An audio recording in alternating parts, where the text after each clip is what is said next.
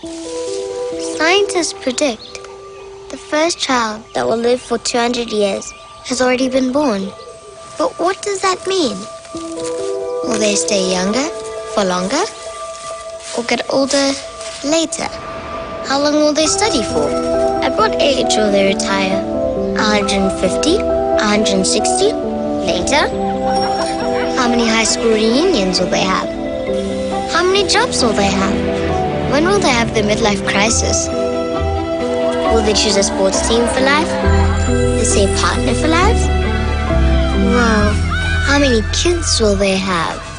Imagine meeting your great-great-great-great-great-grandchild.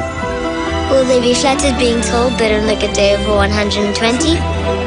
Will anything come with the lifetime guarantee? And how do you even plan a financial future for that long? These are important questions. Luckily, there's a group of people thinking about the answers.